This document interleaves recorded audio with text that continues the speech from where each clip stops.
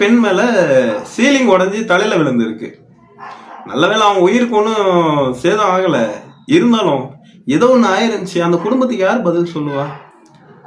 அந்த குடும்பத்துக்கு யார் பதில் சொல்லுவா? இப்போ ஒரு 20 நாளைக்கு முன்னாடி திருநெல்வேலியில் ஒரு பையன் கஞ்சா பகுதியில் 4-5 தருதலைங்க வெட்டி கொலை பண்ணிட்டாங்க.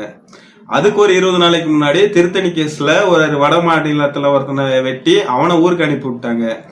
எந்த டாக்டர் மருத்துவம் பார்த்தாலும் தெரியல, 2 நாள்ல 80 வெட்டு கிளியர் ஆகி சரியாகிற மாதிரி மருத்துவம் பார்த்திருக்கான். கிட்டத்தட்ட உலக அளவுல மருத்துவம் பார்க்கறதுல நம்ம தமிழ்நாடு டாக்டர்ஸ் விட்டா ஆளே கிடையாது போல் இருக்கு. 70-80 வெட்டு விழுந்ததை 2 நாள்ல ஒரு டாக்டர் மருத்துவம் பார்த்து அனுப்பி வச்சிருக்காருன்னா அவர் எவ்வளவு பெரிய டாக்டரா இருக்கணும். அவரெல்லாம் நம்ம தூக்கி வச்சு கொண்டாடணும், கின்னஸ் புக்ல அவர் பேர் எழுதணும்.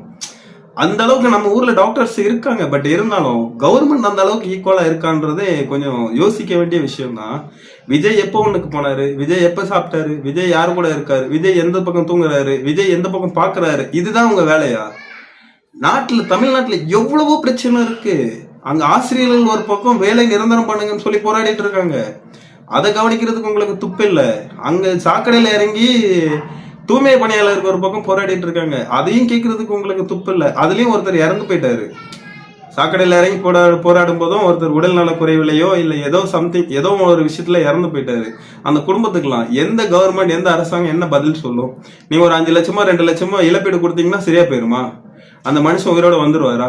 41 பேரை கொன்னாங்கன்னு விஜய் மேல இந்த அளவுக்கு நான் ஒண்ணு கேள்வி கேட்கிறேன். 41 பேர் இறந்தாங்கன்னு நைட்டு விஷயம் தெரியுது. அன்பில் மகேஷ் பொய்யாமொழி எல்லாம் வந்துட்டாங்க, ஓகே. அந்த டைம்ல அந்த நைட் டைம்ல உங்களுக்கு யாரா அந்த போஸ்டர் எல்லாம் அடிச்சு கொடுத்தது யாரா? அன்னைக்கு நைட்டே நீங்க போஸ்டர் எல்லாம் ஒட்ட ஆரம்பிச்சிட்டீங்க. அப்ப இது 41 பேர் இறந்துருக்காங்கன்னு போஸ்டர் அடிச்சு விட்டுறீங்கன்னா அந்த நைட்டு உங்களுக்கு எவன் அடிச்சு கொடுத்தான்? அந்த கடையை கொஞ்சம் எனக்கும் கொஞ்சம் காட்டினீங்கன்னா நானும் போய் ஏதாவது தேவைன்னா ஆர்டர் கொடுத்துக்குவேன்ல. அதெல்லாம் தயவு செஞ்சு சொல்லுங்க. விஜய் பேசிட்டு இருக்கும்போது அவர் பின்னாடியே ஒரு ஹாஸ்பிட்டல் இருக்கு. அந்த ஹாஸ்பிட்டல்ல யாரையும் கொண்டு போய் அட்மிட் பண்ணவே இல்லை. அது எப்படி 15 கிலோமீட்டர் 20 கிலோமீட்டர் தூரத்துல இருக்க ஹாஸ்பிட்டல்லே கொண்டு போய் அட்மிட் பண்ணிருக்கீங்க?